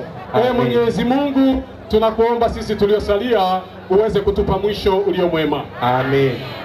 Naam, Waislamu, mimi naitwa Mwalimu wa Kaswali Kadogo. Ninakuja hapa ili kuwazalilisha wale. Mimi siulizagi swali kubwa, nauliza kaswali kadogo. Kwa nini nauliza kaswali kadogo? Kwa sababu wale watakuja kujibu ambavyo sivyo, ili hawa Wakristo wanaowasikiliza waseme kabisa wamekosea. Hiyo ndiyo lengo langu. Mbele ya kuuliza, nitamkosoa huyu mwalimu aliyekuwa hapa. Waislamu huwa wanasamehewa wakiumwa homa. Je, na wao pia wagonjwa wao wanafanywa nini ili wasamehewe? Nikuse huko au niache? Nitakuja uliza. Haya, msomaji. Baba, nisomee Yakobo sura yake ya 5 yake ya 15. Soma. Yakobo. Huyu masikini hajui hata imani yake iko namna gani. Huyu imani yake hajui mgonjwa ni nini. Haya, twende, dakika 3 ni nyingi. Twende, soma. Yakobo moja ngapi mwalimu? Yakobo 5:15, soma. 5:15 Yakobo inasema kwenye Biblia. Imani tu ndio nawasumbua kuto kujua mgonjwa, kujua mtu mzima. Soma. Na kule kuomba kwa imani. Kule kuomba kwa imani utamwokoa mgonjwa yule. Kwanza mgonjwa huwa anaokolewa. Anaokolewa na mambo gani mtu akiwa anaumwa? Soma. Na Bwana atamuinua. Mungu atamuinua hata ikiwa amefanya dhambi. Hata uwe na madhambi ya namna gani, Mungu atafanyaje? Atasamehewa. Mnasikia, mgonjwa ni mtu wa kusamehewa. Waislamu takbir. Allahu Akbar. Kaswali kangu sasa kadogo kanakuja. Baba, mimi swali langu ni gani? Msomaji. Baba, nisomee kitabu kinaitwa Mathayo. Soma Mathayo 26 aya yake ya 40 au 39. Wai 26 40 39. Soma. Inasema Yesu akafanyaje? Inasema mwalimu. Naam. 39. Ndio. Inasema hivi. Nimepafika mwalimu. Ndio. Yesu akaendelea mbele kidogo. Yesu akaenda mbele kidogo. Akaanguka kifudifudi akasujudu. Akaanguka kifudifudi. Huyu Yesu. Kaswali kadogo kanakuja. Nataka Mkristo awaye yote duniani aje anionyeshe wanasujudu namna gani. Ikiwa atanionyesha nitajua manabii walikuwa wanasali kama Waislamu au walikuwa wanasali kama Wakristo. Hilo ndio swali langu. Assalamu alaikum. Wa alaikum salaam wa rahmatullahi wa barakatuh. Haya, Waislamu takbir. Allahu Akbar. Mwalimu Idrisa ametoa andiko katika Mathayo 26:39. Yesu alianguka kifudifudi akasujudu. Anataka, yani hapa hatutaki ataki andiko, ataki nini? Anataka aje aonyeshwe wanakuwaga wanasujudu aje tu. Mwenyekiti, tafadhali. Umuonesha, mrudisha shule. Baada kumuonesha swali lake na umuonesha ingine ibada ambayo hamkusema. Kuna ingine ibada ambayo mmeisahau. Mimi ninahitaji Bwana muioneshe hapa. Na baada ya kuionesha utampandisha mtu hapa aje kabisa uioneshe sawa. Swali lake umelisikia. Weka zako saba. Asante, nitakupandisha wewe mwenyewe. Haya, amahoro y'Imana ane namwe. Izere kimana gichura hiro. Sawa, tuandaye leo. Kila siku akiniona nikisimama wanaanza tetemeka. Leo nakwenda kuvuga twebwe mu Bakristo ukwemera kwacu usanga ufukamye, usanga ujyanye, usanga uhagaze kubwo kwizera kwa Imana iragira gute? Irakumva. Twe ntangorane dufise kubama. Icyo nta kibazo tudutwaye kuko na Yesu yarasanze yubamye kandi yarasanze afukamye, yarasanze ahagaze, yarasanze ari ku musaraba. None niyumviwe inuma ntizasanze zihagaze, ntitumviwe. None ingwara nyirihe? Twe nta kibazo tubifise ko aho ndahejeje. Reka tugaruka mu cigwa, sibyo none? Reka nerekane rero ibada z'Abayisilamu, amasengesho y'Abayisilamu, sibyo none? Amasengesho y'Abakristo twayabonye yuko ahuye n'intumwa n'abavugishwa n'iki n'Imana. Mbega none amasengesho y'Abayisilamu arahuye n'intumwa n'abavugishwa n'Imana? Nivyo ngomba nerekane, ndavyerekane sindavyerekane. Onyesha. Mukwane Muhammad 12. Hari amajambo avuga ngo Muvyo n'amasengesho y'Abayisilamu aciyambwira intumwa n'abahanuzi zasenguku. Vuga. kitabu mkweli mwaminifu Numviriza kinazungumza. kano kamuna. Anamjambo tawelu shetani katika sala. Ngo shetani ngiye ariko barasenga, shetani araza kuri umuntu ariko barasenga. Basi anampuliza. Ngo yarindi agatonya ingo ngahumye. Wari Umusilamu ariko barasenga. Inama basi inama sujudu. Ngo shetani araza no kuri Abayisilamu ariko barasenga.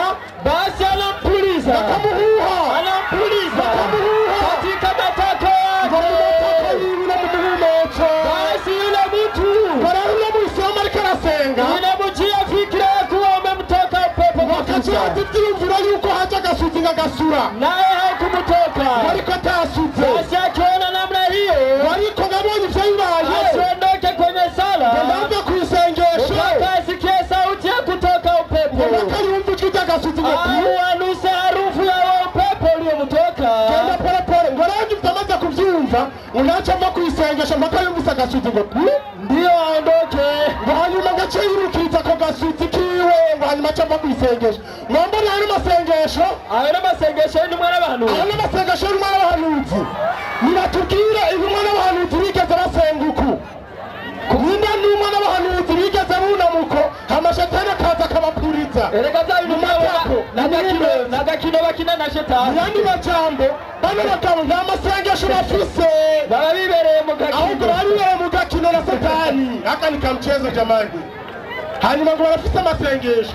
Twebwe amasengesho y'iwacu yemewe n'intumwa n'abahanuzi kandi n'Imana. Turagarutse Arura Marijani iyagise 290. Arura Marijani. Umvirize hadisi ya 290 kuva Hadithi ya Aisha. Ego. Kutoka kwa Masru. Yavuze gute? Ego. Vinaelezwa mbele yake Aisha. Ngo byavuze yuko Aisha Vinatokata sala. ngo byabwiwe ibibutsa isengesho ko riduga. Umbwa. Ngo hariho imbwa, Punda na mwanamke. indogoba ngo hamwe n'umugore. Akasema. Umvirize Aisha rege yaciye abwira Muhammad Akasema. yaciye amubwira n'akababaro kenshi. Umetufananisha na punda na mbwa. Ati utugereranije n'imbwa n'indogoba koko. Wallahi mtume. Ngo by'ukuri Muhammad Alisali nami. ngo yaciye asenga nawe. Niko juu ya kitanda. Ahagaze ari ku gitanda. Niko juu ya kitanda. Ari ku gitanda. Kati yake na kibla. Ngo yerekeza kibla. Yarajyanisha kugezaho. Niyo majambo turaneza yuko Aisha amaze kugereranywa n'imbwa kandi n'indogoba, akababara cyane kuba Muhammad amugeranije n'imbwa. Yaciye yaho kuva kwisenga aho impande ya Muhammad. Acaguma imbere yiwe ku gitanda. Arababara cyane. Acarasenga. Atarinze gusujuda. Atarinze no kubama no kugira gute. Yitamye ku gitanda n'akabonge kenshi ati kweri Muhammad angeranije n'imbwa n'umugore. Myandi majambo mu gihe bariko barasenga, bano bagore babo bari impande zabo bageranya n'iki n'imbwa. Ije ndabivuze si igitabo cyabo. None abagore ngaho bageranya n'imbwa bakiritse, abageranya n'imbwa ngaho mukiritse. Wabonye murambaneza ingorane ko batakirije, nimba bemera bino ko ari ivy'ukuri, nimba bemera ko ari ivy'ukuri ko batakirije. Myandi majambo rero isengesho ntabwo umugore ashobora gutuma isengesho ry'umuntu ritumvikwa. Aho akaba atakwizera ugize gute ufise. Twebwe abakristo twemera neza yuko usenga ufukamye, usenga uryamye, usenga uri muri bisi bivanye na kondisiyo zose aho burimo, kubwo kwizera kwa Imana iragira gute. Haleluya. Izina ry'Imana ry'icubahiro. Amena. Ace naza ngaha aratubwire kudagupurizwa ngaha. Kudagupurizwa. Agakino bakina na shetani. Agakino mukina na shetani. Angalia masengesho y'intumwa n'abantu. Ni mtume gani ambaye aliyesali akiwa na sujudu kisha shetani anakuja na kupuliza katika matoko yake? Nani? Uretse Abisilamu. Hebu mashehe mtuambie, kina Hamza, kina Amuri, mashehe wote mkipanda hapa kwenye jukwaa, jamani mtuambie ni mtume gani, kama ni Isa, kama ni Daudi, kama ni Musa, mtume yoyote ambaye mnamkubali kama mtume wa Mwenyezi Mungu, ambaye amewahi kusali kama jinsi tunavyosali, kisha shetani akaja kampuliza kwenye matako yake. Nani? Na mkimuonesha mimi nakuwa Muislamu leo. Jenda rivutse bakamwerekana bacha ngofero nikantu Muislamu. Haleluya. Amena. Abikura hewe kwesha. Izina ry'Imana ry'icubahiro. Amena. Ego urakoze nuvuge menshi waje kwishura ikibazo ciwe werekanye position ikibazo yabajije hanyuma arashaka kugira summarize iminota yiwe 5. Haya, Waislamu takibi. Idrisa. Jo pepio Idrisa. Umekujibu au umekukwepa tu? Kwa kimbia. Kisema wataumia kweli. Waislamu tuwahurumie hawa. Hapa kwa nimekataa basi napenda na muda wangu. Kwa kweli kitu kinanisikitisha ni kitu kimoja. Huyu hajajua usafi ni kitu gani kama mwalimu Idrisa alivyomfundisha kwamba mwanamke hawezi akatengua uso kati ya mambo yapo. Alikuwa akisoma hapa, ngoja ninukulu maneno yake kwanza ili niende kwa dakika zangu 5 za mwishoni. Alisema hivi kwamba mwanamke hawezi kutengua ibada. Msomaji, nifungulie Luka 8:46. 45. Luka 8:46. Acha tuwasaidie msaada. Mimi siwezi kuwaumiza sana. Hawa nikiwaumiza wanasemaga ule jamaa tumtaki aje tena kwa midalo. Lakini leo mtapiga. Twende. Inasema hivi. Inasemaje msomaji? Akamwambia binti, imani yako imekuponya. Nenda zako na amani. Ndio. Alipokuwa akinena hayo, ndio alikuja mtu kutoka nyumbani kwa yule mkuu wa sinagogi. Ndio. Akamwambia, binti yako amekwisha kufa. Msomaji, Luka 8:46 soma. 40. Yesu akasema, mtu alinigusi. Yesu anasema kuna mtu alinigusa. Kuna mtu alinigusa. Maana naona ya kuwa nguvu zimenitoka. Yesu nguvu zinamtoka. Muislamu mwenye kutawaza kwa nini zisimtoki? Kimya, asante. Sasa msomaji, Waislamu, ndio Waislamu niliposimama hapa nikawaambia kama wale ni wa kweli waje watuonesha kusujudu ni kufanya nini? Walituonesha. Lakini wamesemaje? Wamesema Muislamu akisujudu shetani anafanya nini? Anampuliza. Sasa ninataka haraka sana msomaji. Baba, tunataka tujue mtu wa kwanza alipulizwa kwa matako. Ni nani msomaji? Ndio. Na msomaji. Mathayo 26:39 soma. Inasema hivi. Muislamu mmoja aje wapesi kuja. Waislamu 2 watatu njooni haraka. Pandani hapa haraka. Pandani.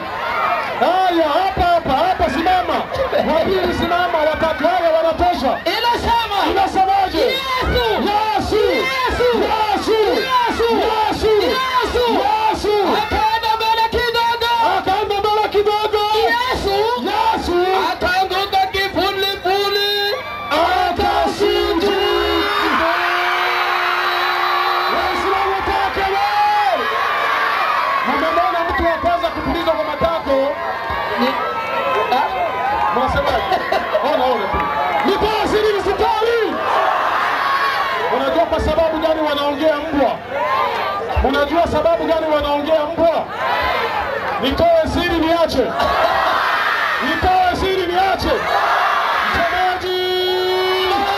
Msemaji.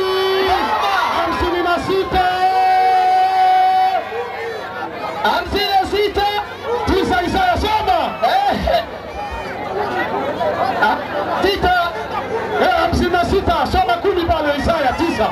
Soma. 56:10 inasema. Inasemaje? Inasema hivi. Habari za Ibra sasa zinaanza uwanjani hapa. Walinzi wake ni vipofu. Alafu mlisimamisha twende. Walinzi wake ni vipofu. Ndio msemaji. Wote pia hawana maarifa. Wale walinzi wale hawana maarifa twende. Wote ni mbwa. Walio pupu. Endeleza msemaji. Hawawezi kulia. Wale atawapiga maandiko waelewi twende. Hutoa ndoto. Huota ndoto. Ulala. Upanda usingizi.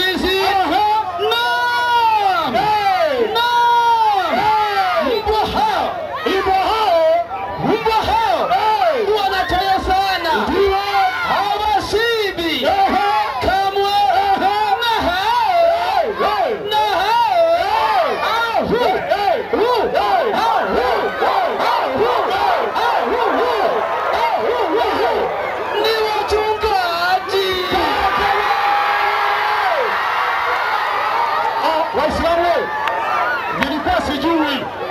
nilikuwa sijui zile imbo zilikuwa zinakata sala. Kumbe Waislamu, kumbe mapesa ni wanani?